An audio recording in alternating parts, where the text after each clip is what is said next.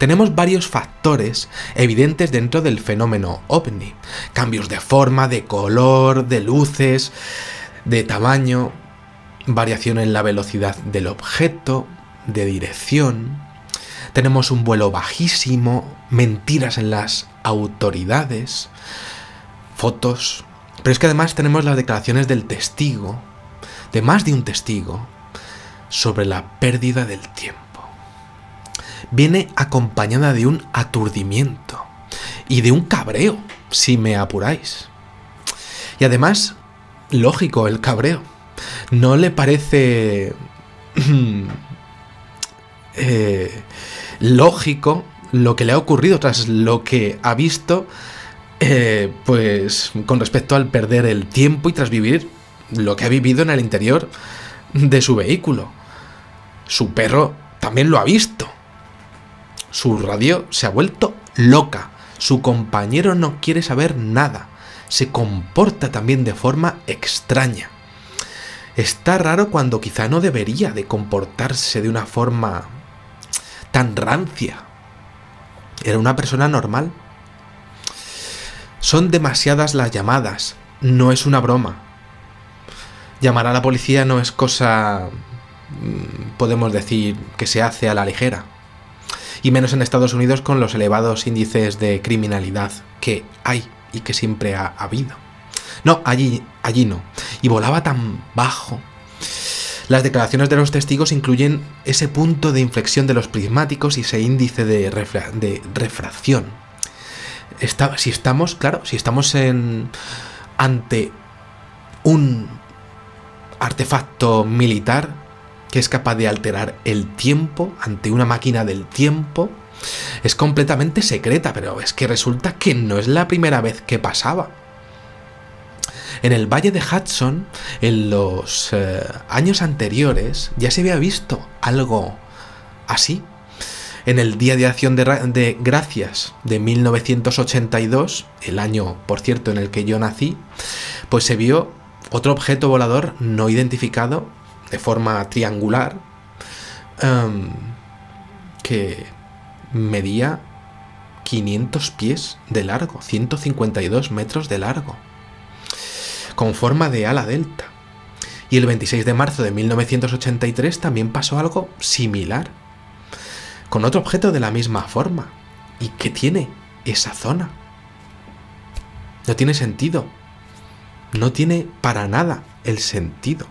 Entre 1982 y 1986, los investigadores de la zona estimaron que más de 5.000 testigos pudieron observar las llamadas luces de Hudson y las observaron moverse libremente, sin participación del ejército de los Estados Unidos, provocando todo tipo de interferencias espaciotemporales allí en las personas, gente perdiendo tiempo de sus vidas, sobre todo entre New Haven y Brookfield y todo en este estado de Connecticut, sin que hubiese nunca una explicación oficial por parte del ejército. Eso sí, entre la población los rumores se iban esparciendo y las descripciones eran brutales, completamente tremendas. Los guardias de seguridad de la planta nuclear de Indian Point, por ejemplo, situada efectivamente en el mencionado estado, exponían que muchos de los avistamientos eran sobre su planta. Y el colmo fue que ya los objetos eran inmensos. Y es que parecía que no se equivocaban. Había muchos avistamientos que eran exactamente allí, sobre la planta nuclear. Estaban completamente seguros de que eran ovnis, y muchos de los avistamientos exponían que eran tan grandes como 3 campos de fútbol, y eran personas que tenían sus familias y que se jugaban su trabajo a la hora de decirlo, y lo decían. Antes de terminar el programa, me gustaría terminar exponiendo, por supuesto, un pequeño detalle: el término oleada. Esto es una oleada y se dio en esos años, en ese foco de la central nuclear o no, pero se dio en ese estado y ha pasado en más lugares del mundo, y es interesantísimo que ocurra, porque parece que haya lo que haya tras el fenómeno ovni, una inteligencia, una especie que se prepare para un futuro contacto con a su vez la especie humana, o una anomalía indeterminada con una forma que desde luego sí que tiene luces, pues tiene una serie de acciones que hacer en un determinado lugar de la Tierra y no en otros. Tiene que ser ahí.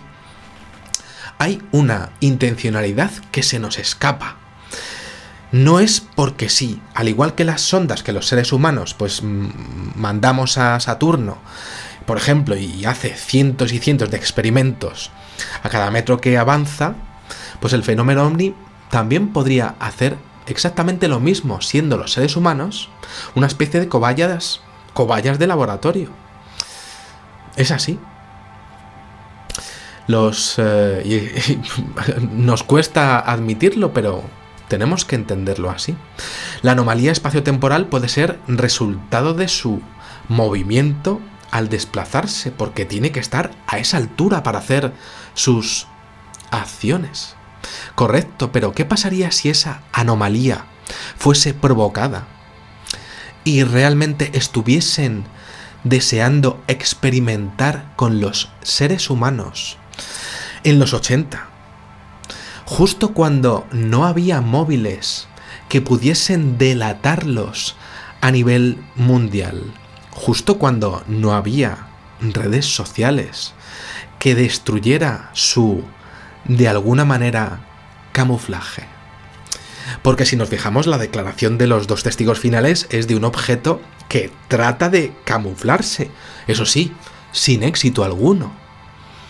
No es una tecnología perfecta la que está mostrando ese objeto al final. No a esa altura, por lo menos. Si fuera de nuestro futuro, pues es un fracaso de experimento al ser descubiertos. Fijaros, yo estoy hablando de ellos ahora mismo. La vida de todos los testigos cambió porque sin duda fueron miles y miles los que dieron el paso y hablaron de ellos, pero ellos también dieron el paso y bajaron e hicieron lo que hicieron. No sabemos lo que hicieron, pero desde luego, pues se dejaron ver. ¿Estarían en situación de necesidad? ¿Era obligado u obligatorio, como hemos visto tantas veces en el fenómeno de las mutilaciones de ganado? ¿Por qué lo hicieron? No tiene sentido además esa velocidad, dejarse ver, saber evidentemente con su tecnología que te están viendo, buscar, medir. Igual que hacemos nosotros en la Luna, por ejemplo. Entonces tenemos que entender que quizá hay más de una especie aquí visitándonos, unos que se dejan ver y otros que no. ¿Y por qué el ejército no hizo absolutamente nada? ¿Qué saben o qué temen? Todos los casos finalmente fueron cerrados o directamente olvidados tras las pertinentes entrevistas con cada uno de los testigos por parte de las autoridades competentes. Suena un poco conspiranoico, pero es que han pasado tantísimas cosas dentro del fenómeno ovni que a mí, por lo menos, pues me parece de recibo preguntarme qué pasaría si hoy, pues, ocurriese esto, ¿no? Es muy interesante, por supuesto, darse cuenta de que estamos ante un detalle que quizá se le haya pasado también a todo el mundo, ¿no? Hay personas que sabían perfectamente distinguir entre vuelos comerciales y militares y decían que eso no era, pues, ni comercial, ni militar, ni leches fritas. Señoras y señores. Y punto, y eso pasa, y pasa, y pasa, y pasa, y el mundo parece importarle un bledo, pero está ahí. Ni siquiera proyectos secretos. No, señor. OVNIs. Y ocurre. Personas con conocimientos que exponen que las leyes de la física se rompen y no son posibles. En lo que ven y se rompen y lo mantienen, y los casos se olvidan, porque olvidar es perfecto para mantener el sistema de ricos y pobres en el que vivimos. y que es estupendo para los ricos, que son los que ponen las normas, por supuesto, y ya está. Entonces, ¿qué pasaría hoy si pasara el incidente Hudson de 1985? Pues nada, supongo que se volvería a olvidar, como ocurre con la corrupción de los partidos de mi país o de los vuestros. Una corrupción gravísima, bochornosa y sobre todo cruel para con la gente que lo pasa mal. Supongo que se volvería a olvidar, como ocurre con la gente, o con lo que pasa con la gente que mató a quien no pensaba como ella, y hoy disfruta del dinero que robó. Y supongo que se volvería a olvidar, como ocurre con todos los misterios que nos han ocultado con el tema OVNI, que nos ocultan quizá ahora mismito, hoy, y que nos ocultarán. Pero yo desde mi cuartillo, pequeñísimo, en el barrio del Pilar de Madrid, en mi casita pequeñísima, y siendo un chaval de barrio, pues lo digo, lo he dicho, y mañana lo diré. Muchísimas gracias.